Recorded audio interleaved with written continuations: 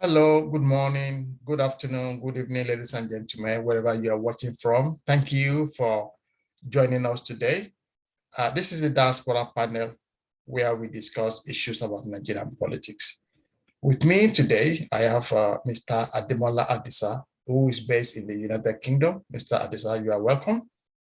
Oh, thank you very much. We are expecting our two other panelists, Mr. Olalawal from Canada and Mr. Olaitandidiba from the United States. We hope that they will soon join us as we go along. Today, we are going to discuss another very important issue in the Nigerian political scene. Before we continue, let me take this opportunity to thank all our new subscribers. The last 1 week, we had loads of new subscribers. We want to thank you, we want to welcome you, and we want you to tell all your friends, to subscribe to this channel. As we grow along, you grow with us. And the reason why you need to subscribe is to be the first person to know when we, release a new video. So please tell all your friends to subscribe. If you have not subscribed yet, please subscribe by clicking on that red subscribe button. And if you have any queries for us, please send your queries to info@diasporapanel.com. So today, we want to discuss what we call the third force. The third force. We know about the PDP, who ruled Nigeria for 8 years. We know about the PDP ruled Nigeria for about, I think, 12, almost about 16 years. And then came in the APC, who has been there now for about 7 years. And the electorate are not satisfied with these two big parties. And some of the big politicians, they are now trying to get together to form a third force. If you remember in 1959, you have three main parties: the Northern People's Congress, the Action Group, and the NCNC. And they all share the polls. So it looks like we are headed back to 1959 to where we started from with the consummation of a third force.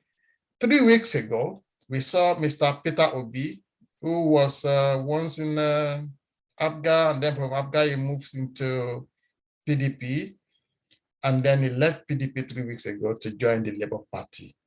And right now, what we heard is that he is forming a third coalition, a third force. He wants it to be a coalition of all those who are not in PDP and all those who are outside of the APC. We heard that he is talking to the Kwankwansiya movement, headed by Rabi Kwankwanso, former governor of Kano, who is the presidential candidate of NNDP. We also heard that they are talking to the Social Democratic Party, SDP, who accidentally or incidentally came second in the last election in Ekiti State. That was yesterday. It's also talking to APGA, talking to all the other, strong parties who might be able to form a coalition with him, and then they can become the third force. So, Demola, the first question I want to ask you is, we know that Peter Obi has the capacity to rule Nigeria. We know that he's educated, he's honest, he's humble, he knows the right people in the right places, he has a charisma, he knows, all these foreign leaders. What does the algorithm of electioneering campaign, does it support a Peter Obi to become Nigeria's president at this time? Yeah, thank you, Deji. If you remember in our previous meetings, we when we were looking at the probable and the most deserving nominee that's supposed to represent Nigeria, our expectation that all things being equal, if the two main parties, follow the trend of what is going on in Nigeria and the need for change, then we were expecting Peter Obi to have been in contention to represent the PDP, and PYO to represent APC. And this would have been a new Nigeria that we are all agitating for now. This is what people want to get away from the old politics. But Rome is not built in a day. the permutation doesn't work. It doesn't go up because the hold force are still in play, and they use their machinery, which is the money politics, to outwit the goodwill of the people. However, is now glaring, and it proved us right by Peter Obi being on principle leaving PDP because his interest and his vision for Nigeria cannot be achieved with the caliber of people in PDP. So he has to opt out to where his interest and alliance and the vision is possible, and that is the Labour Party. His integrity has really boosted the party, Labour Party, a lot, as well as just being a star is the one that is really shining the party, the Labour Party, and his vision is now being confirmed by the majority of the youth in Nigeria, aligning with the vision and trending on medias and everything to make sure that social media and on national media to promote his vision. Now, the question is, how will this vision, will this be able to come into play in this current political position, that is for the 2023 presidential election? It's a difficult task, but it's not an impossible task. There's nothing impossible. The way he has promoted the awareness of the youth to really be proactive and apolitical at this time around can really turn things a great lot. And I won't be surprised with an upset. But let's look at the structure. Now, when I talk about structure, Peter Obi have already answered me that the structure is the people. The structure is the distanced. Okay. Hold on. Before we go into structure, I'm going to come into that. Okay. If we look at Nigerian politics, if we want to be very honest with ourselves, Nigerian politics is essentially shaped towards around our ethnic differentiations. For example, everybody expects the Yorubas to vote for Tinubu. Everybody will expect people in Adamawa State to vote for Atiku. I will expect Igbos to gather around Peter Obi. That's my expectation. If Kwankwanso is coming from Kano, I expect him to get a lot of votes in Kano. But let's look at the ethnic relationship. Let's look at the ethnic configuration of Nigeria. I'm going to show you the last election in Nigeria. I want to show you, does this support an Obi's emergence? Now, this is Nigeria, okay? So this is the north of Nigeria. This is the south of Nigeria. This is where Obi is from Anambra State. The Igbos have 5 states out of 36 states. So I assume that they will get votes in the south, in the south states. In the south, we have about another 6 states. That's 11 states. Now, is it possible for someone who has a base in those 11 states to become a president, unless you are able to, have a handshake either across the west or across the north? If that is what he needs to do, how does he go about it now, if he wants to win? The image you show us now, the map and the configuration of the last election, Muhammad Buhari and Atiku. But I want you to be awareness that the ticket of Atiku is not solely on him alone. It was a joint ticket with Obi at the time. So if you he is not. If you look at the south there, yeah, most of the votes come for Atiku comes mostly from the southeast and the south. but it's not necessarily. Obi has been in politics for quite a while, and he has also have a link with not only the East, but also the West. You know, if you look at Obi, most of his life is even done in the West, in Lagos. So he has a lot of influence. Even in the last election, in the last 2019 election, Lagos, the PDP really shook Lagos a lot. And so even with the current dispensation with regard to the registration for voters, I won't be surprised if a lot of the southern votes is not even have some shake because of the Obi factor. Now, I know Nigeria's politics is to a great extent influenced by ethnic affiliation, but this is changing a lot. I can assure you that, especially among the youth. The youth are now seeing Nigeria more as one than the older people, even though the older people still dominate the political terrain as of now.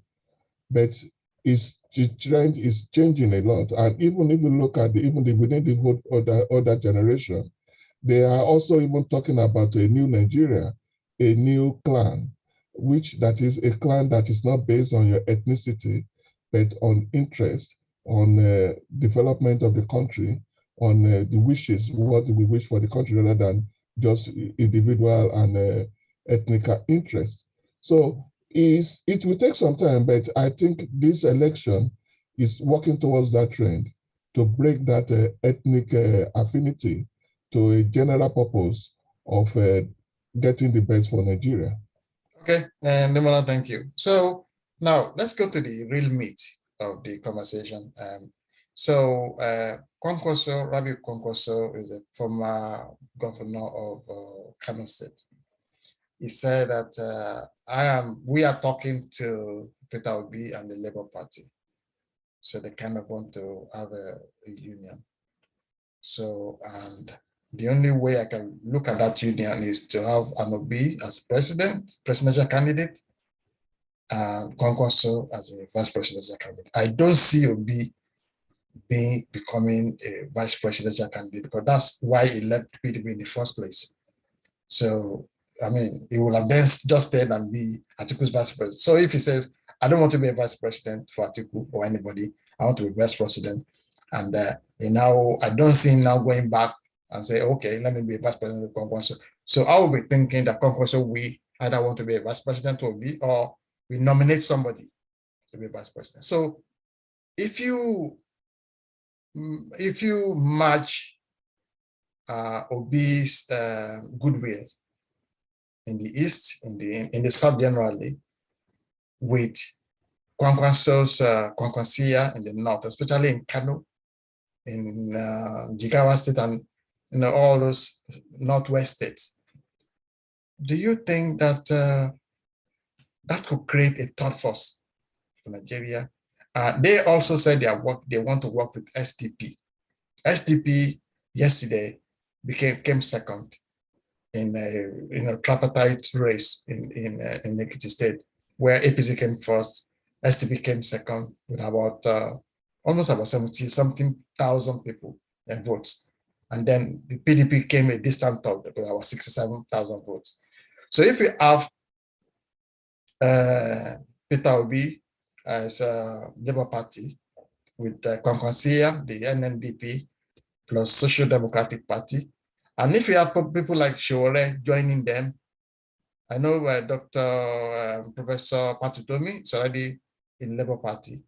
If you have that kind of amalgamation, do you think they could actually create a third force?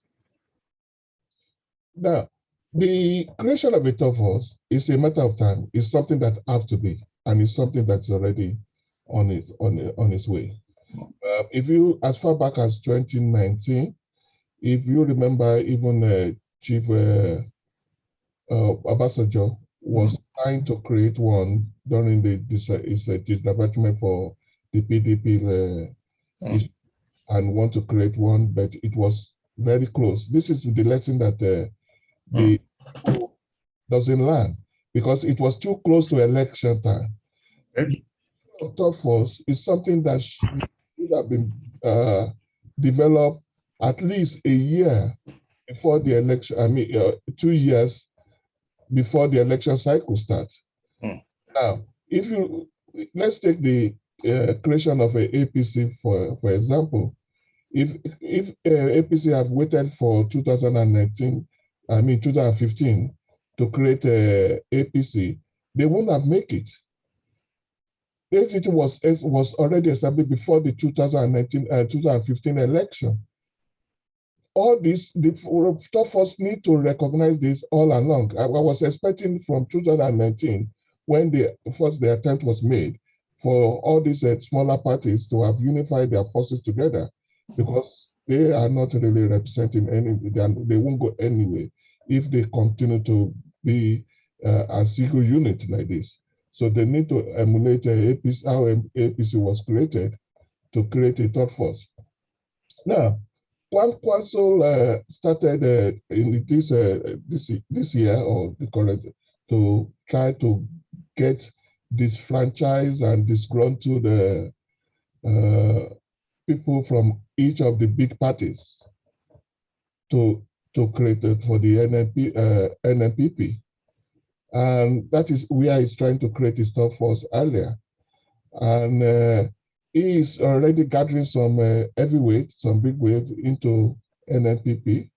And so that but now the coming of Obi with the votes, I mean with the youths, and is trending all over the country among the new generation that really want change, is also a good factor for them to alliance their interests together.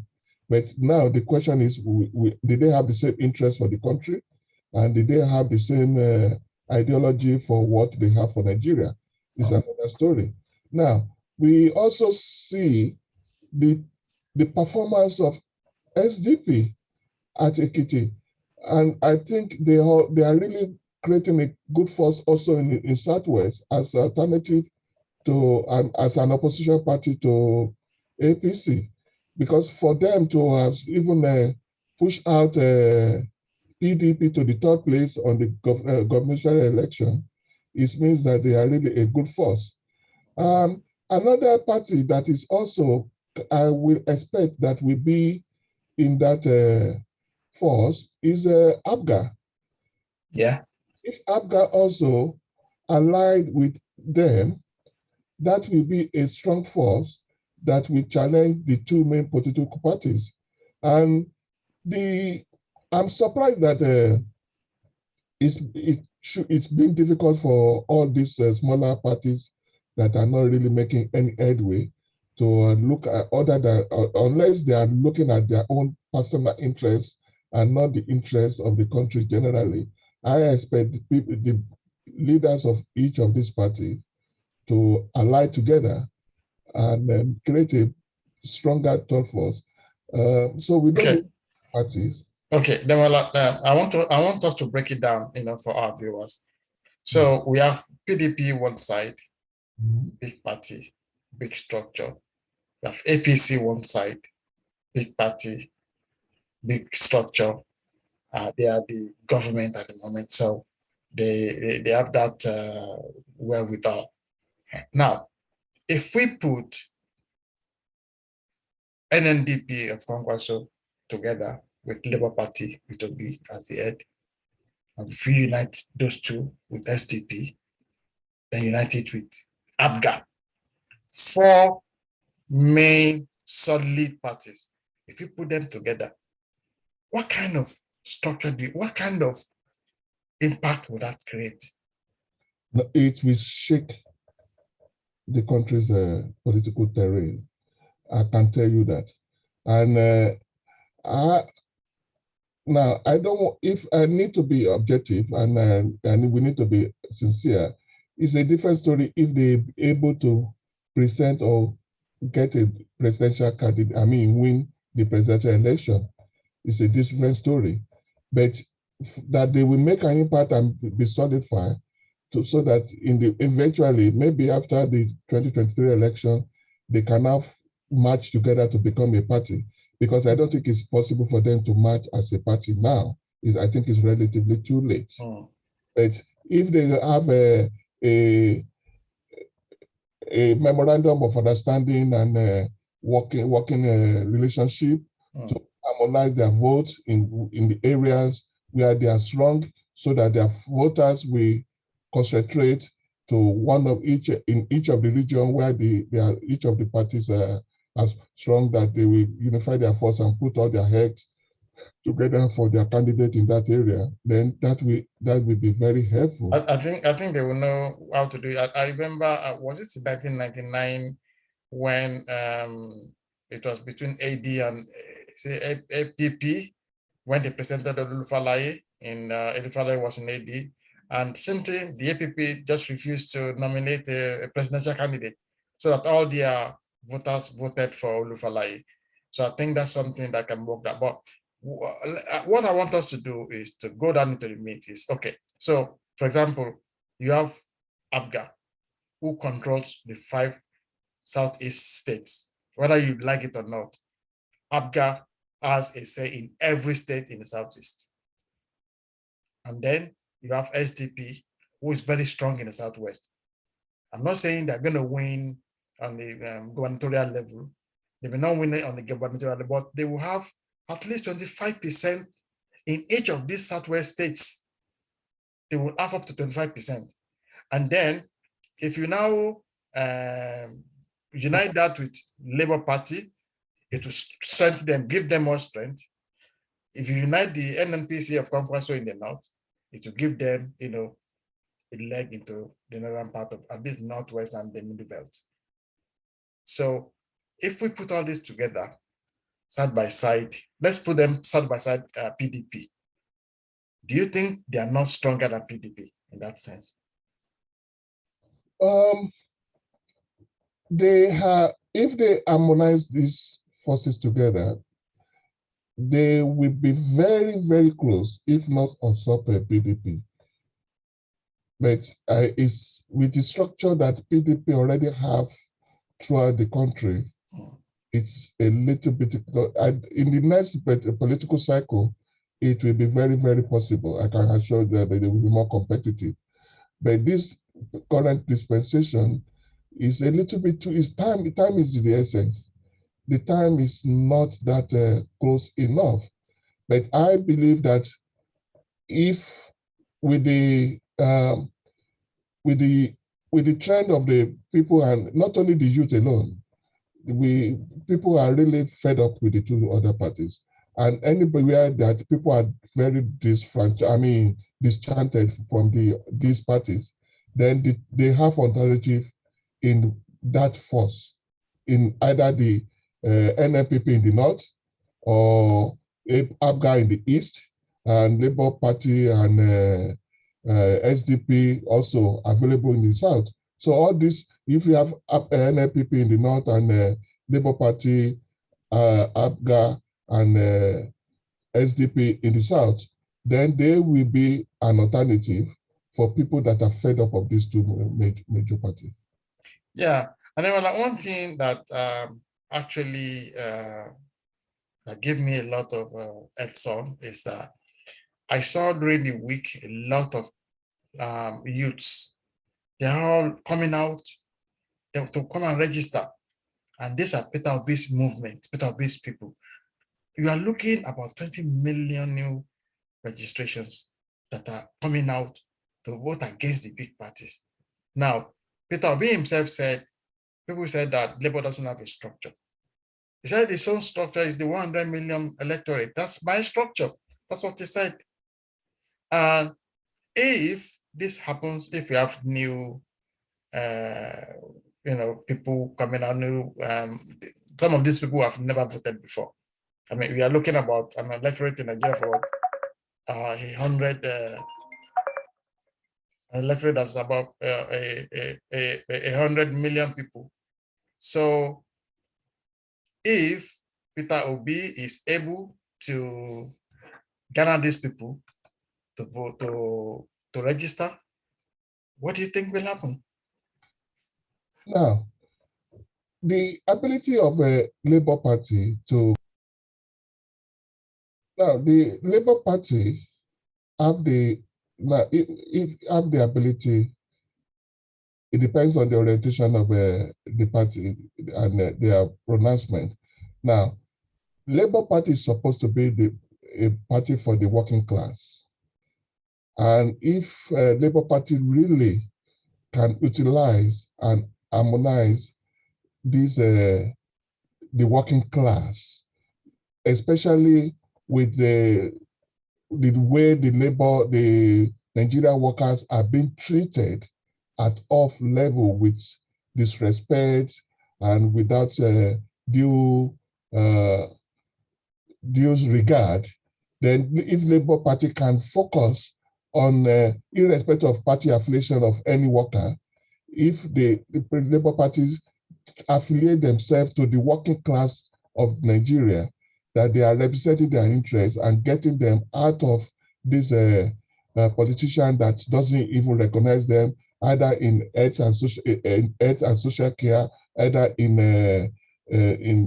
education, and even in civil service, and if they can work on the disenchantment of all these people against the government, especially people that are not being paid work, are not giving due regard, and are not with all this strike and all this suspension, especially in the education sector and health sector. If they campaign towards the interest of these people, I think irrespective of whatever those people will, they may even be able to convert to turn their vote against their government, against their governors, against their ministries, to get vote for Labour Party to win for them, because Labour Party will represent them and make sure that all their wishes, all their agitation will be addressed if Labour Party manage to win power.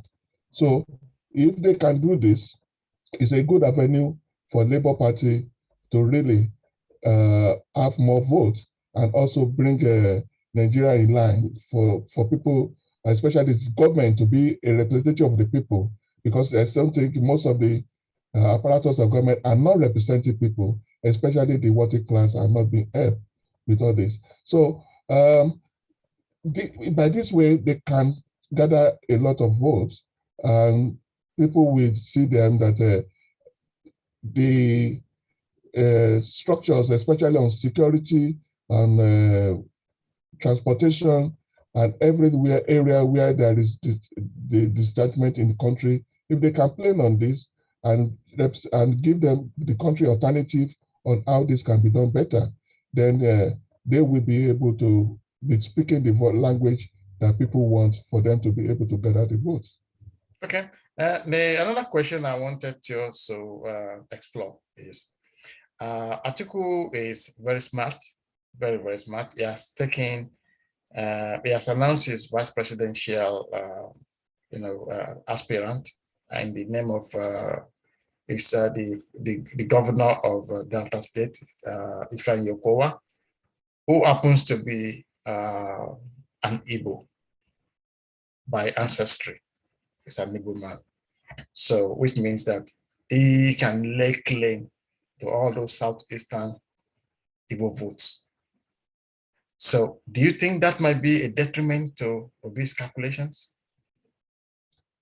No, I don't think so. And to be honest, from my own view and for what is trending, is even the selection of Okowa as the vice president of the running for Atiku is more of a to me, it's negative in a sense. Right. There are two things that make it negative. One, Okowa is being seen as a betrayer of the South. As a traitor. As a traitor, that he is a betrayer because the South deserve to have the presidency. For him to be supporting anybody from the North to be the president is not seen as a good omen. It's not seen as loyalty. It's not seen as protecting not only the interests of his people, but also the unity of the country.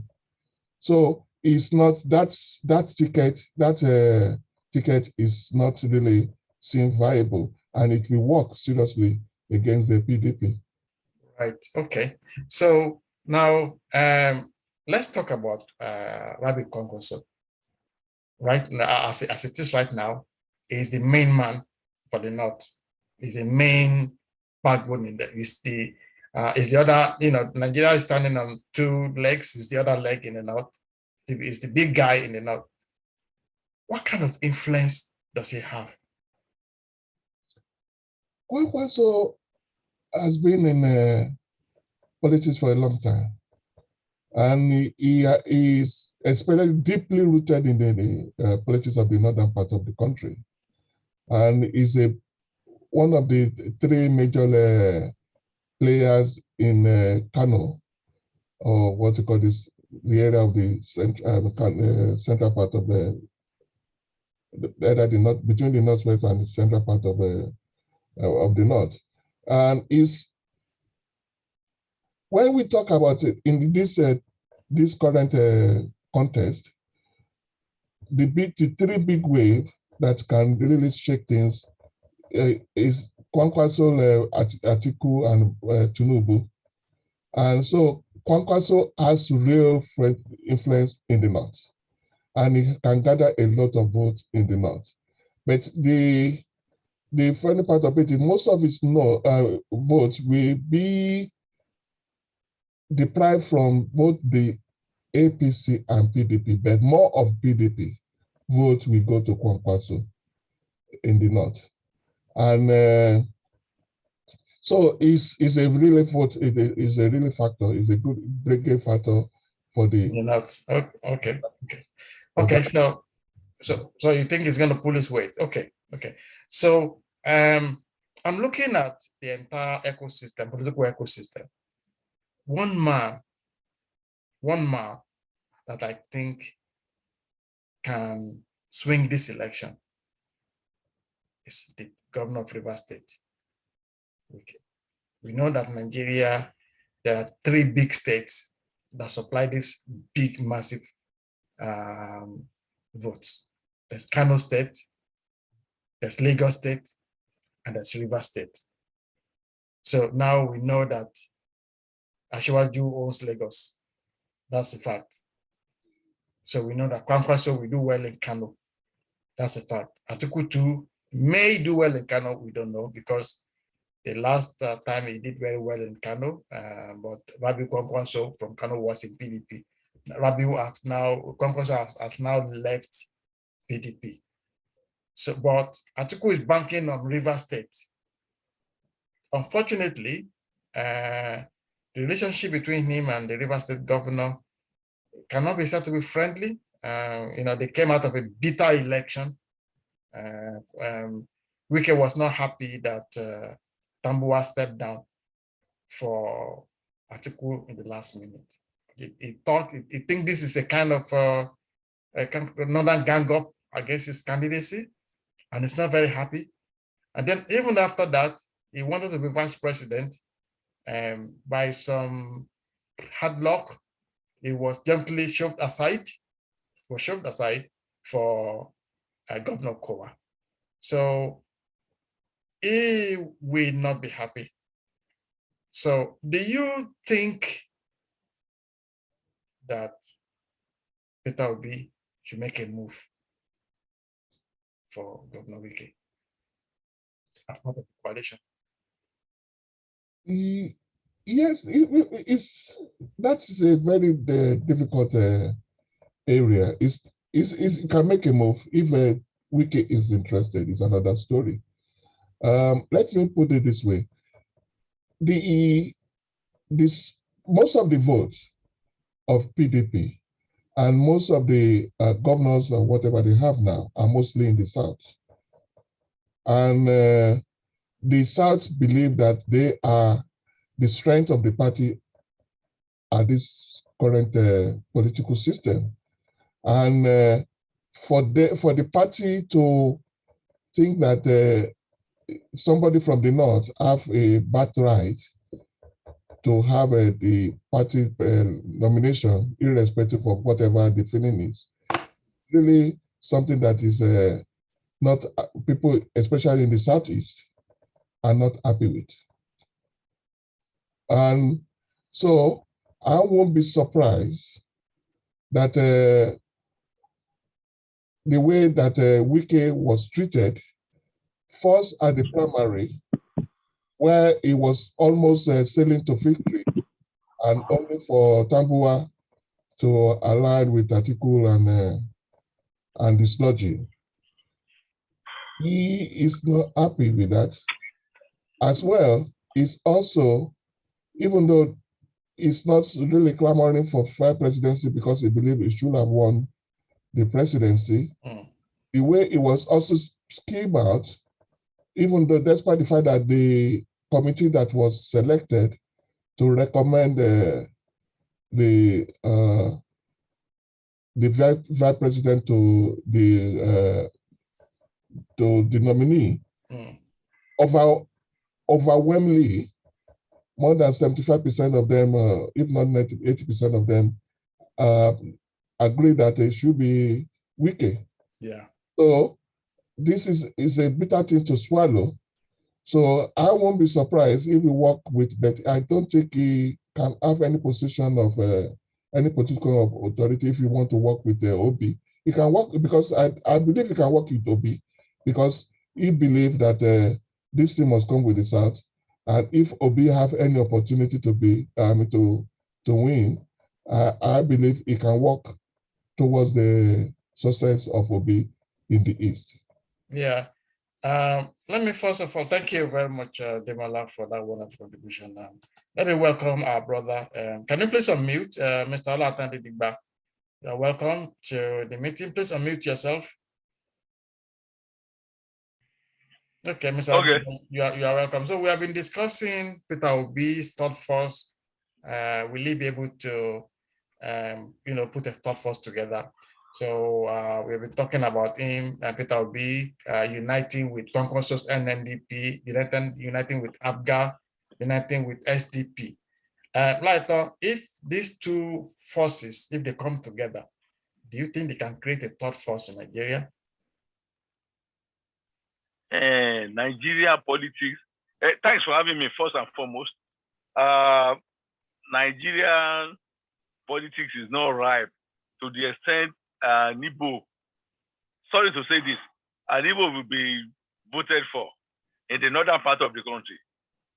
I mean, accepted in the southern part of the country, they might vote for them, but in the western part of in the southwest, they can vote for them, but not in the north, not from the northern part of the country, right? So I mean, it's just a jamboree. I'm coming together. Quackers who wants to come with Igbo, all these guys, they are coming together. No, rule it out. There's nothing like that. Nobody will vote for them. Mark my word. Why do you think that Tinubu have to pick Muslim from the north? Because he realized that in 1979, Awolowo was so popular, right? Everybody believed that he picked Oyibo Oduna Madu from the east as a Christian. So other people are just looking at him. Is this guy serious? Right? So 83 he did it again. So let's I mean, no, but the northerner, they are big factors. They have the system gave them the population, right? So they are using it to their own advantage, right? So the northerners will not vote for Obi as the president, Kwakwas will be the vice president. No. Rule it, mark my word. I'm saying authoritatively, that will be what will happen. Okay. So yes. Do you think that Kwankwaso has any influence in the northern part of Nigeria?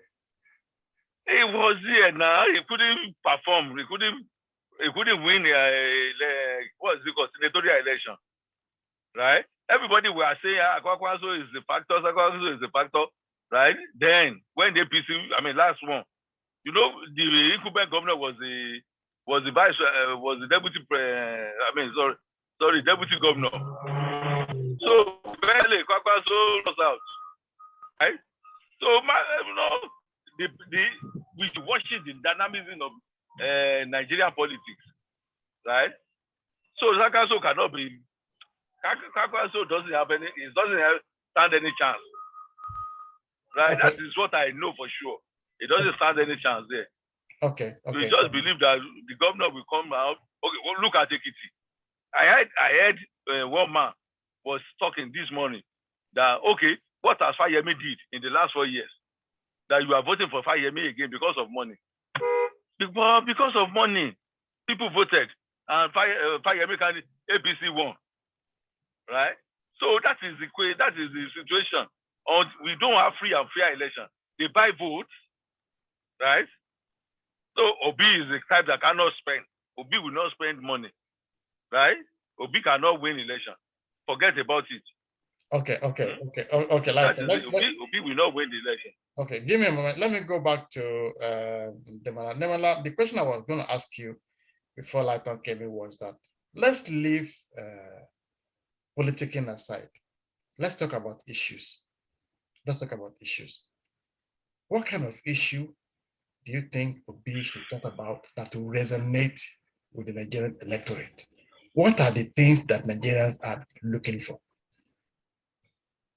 Okay. High on the list is security. Security. Because that is the basic thing that is affecting every region. And the address of all this terrorism, kidnapping, woman rituals, for disintegration of all these things are things that need to be addressed. So the security and unification of Nigeria is highest. The unity of the country and the security of the country stop on it. Then you now come into employment, because with Nigeria have a very high percentage of youth. It's the same thing. More than 70% of them are not gainfully employed. And that is a recipe for disaster, because a idle hand is a devil's den. So if you take security, then you take it along with employment opportunity, then you now link it with infrastructure. Infrastructure, high on this infrastructure is power supply.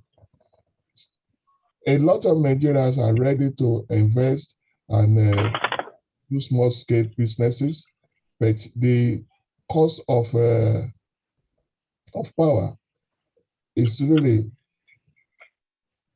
creating a lot of havoc for them.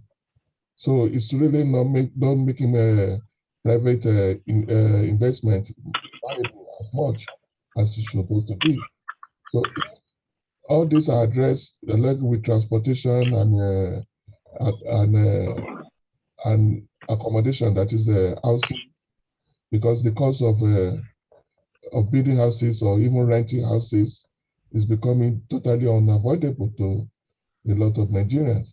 So we put infrastructure together with security and power supply.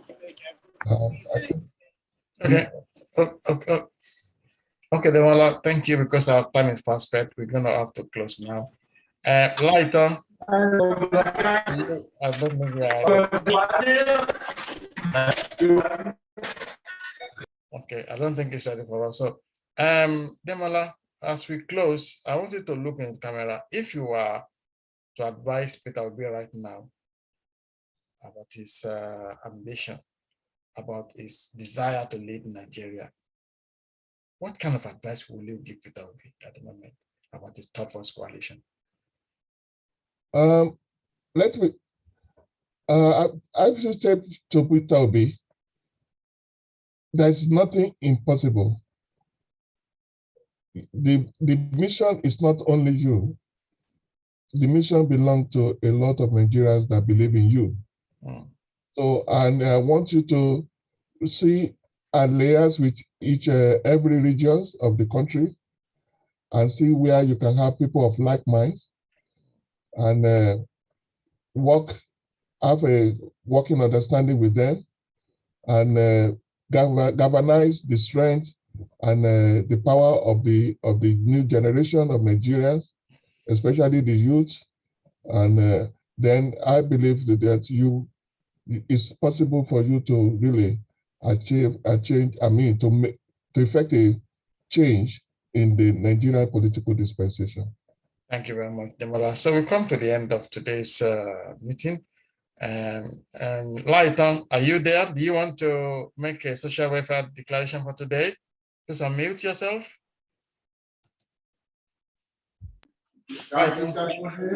Yes, I'm here. Huh? Are you able to talk now? Yes, I can talk. Okay. So, what is your social media declaration for today? Yeah, my social media declaration is we should play the game according to the rules of the game, right? The players, all the players should know that we need to bequeath a better and befitting Nigeria to the coming generation, right? So that they will be proud of, right? When they look back, they say, this is Nigeria of our dream, right? That will be bequeathed to our children. So, and they should minimize the buying, vote buying. Okay. Thank you very much. Yes. Thank you, Latan. So we come to the end of today's deliberation. So, Demola, I want to thank you very much for your partiality. Thank you for a wonderful contribution. And we'll see you again on Sunday. And I also want to thank you, Mr.